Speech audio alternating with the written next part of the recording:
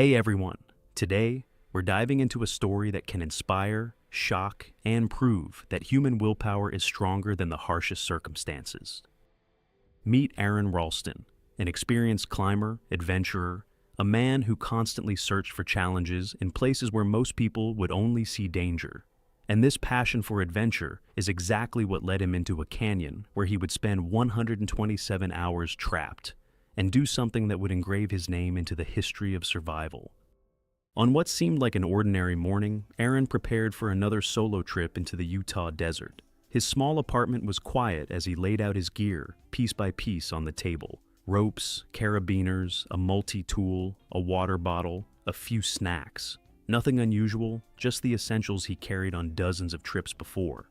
He checked each item with practiced confidence. There was no rush, no stress. To him, this wasn't danger. It was routine. The kind of routine that feels safe because you've done it so many times before. Once he finished packing, he studied a map of the area, Blue John Canyon, a place known for its tight passageways and twisting sandstone corridors. Aaron traced the planned route with his finger, almost like he could already see himself moving through those narrow walls. He didn't bother telling anyone where he was going. For Aaron, solitude wasn't a risk. It was part of the experience. The next morning, he drove toward Canyonlands with the desert sunrise painting the sky. The long, empty highways, the red cliffs and mesas glowing orange. The landscape felt endless, ancient. Aaron played music in the car, tapping the steering wheel, smiling to himself. He had no reason to expect anything unusual. It was the beginning of a perfect day. When he reached the trailhead, he stepped out into the cool desert air and shouldered his backpack. The entrance to Blue John Canyon rose ahead of him, tall and silent. As he walked deeper inside, the canyon walls closed around him like a giant labyrinth carved by centuries of wind and water. The world outside faded away, replaced by echoes, shadows, and the soft sound of sand under his feet. Aaron moved confidently through the early sections. He slid down smooth stone slopes, squeezed through narrow passages, and climbed over boulders with ease. This was his element. He paused at times just to admire the light bouncing off the walls, the incredible shapes carved in the rock. Down here, with no noise, no people, and no distractions, he felt completely free. Eventually he reached a drop, where a massive wedge-shaped boulder hung suspended above a narrow opening. It didn't look dangerous, just another obstacle in the canyon. Climbers passed it all the time. Aaron positioned himself, started lowering his body down, and placed his weight against the rock for balance. And then, in a single instant, everything changed. A sharp crack echoed through the canyon. The boulder shifted.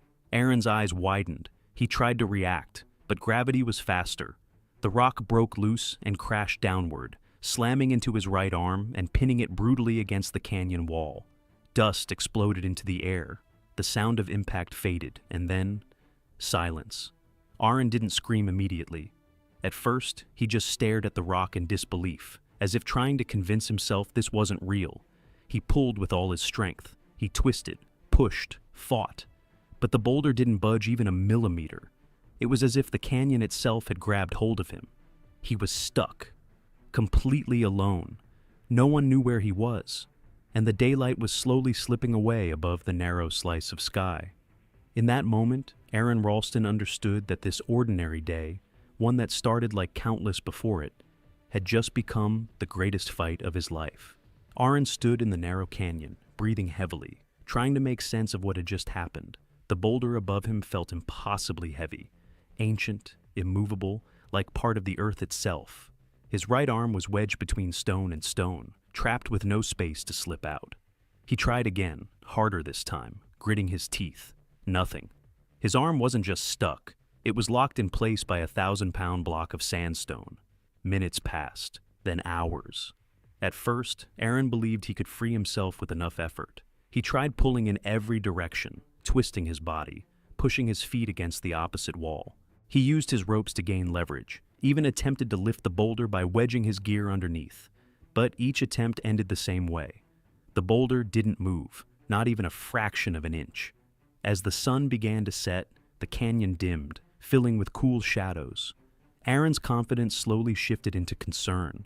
Still, he wasn't panicking. He had spent years preparing for difficult situations. He believed his skills could get him out of anything, but the canyon was silent. No footsteps, no voices, no sign of anyone passing by. That first night was long and cold. Aaron tried to stay warm, leaning against the rock, rationing his limited water. He hoped that maybe tomorrow he would think of something new, a technique he hadn't tried yet. Day 1 passed, then day 2. He kept working. Every hour he tried a different strategy, chipping at the boulder with his multi-tool, creating small grooves, attempting to loosen the rock's grip. But his tiny tool was no match for solid sandstone. By day 3, the reality started to weigh on him. His water was running dangerously low. He felt the dryness in his throat, the fatigue building in his muscles. Aaron looked up at the thin strip of sky above, deep blue during the day, star-filled at night, and began to understand how far he was from help. Then came the moment he realized something even more terrifying. No one knew he was there. No one was coming. The silence pressed in on him harder than the boulder, but Aaron wasn't ready to give up. He recorded video messages on his small camera, part diary, part farewell. In these quiet moments, he spoke to his family, to his loved ones, to whoever might eventually find his camera. His voice was calm, reflective, sometimes emotional, but always honest.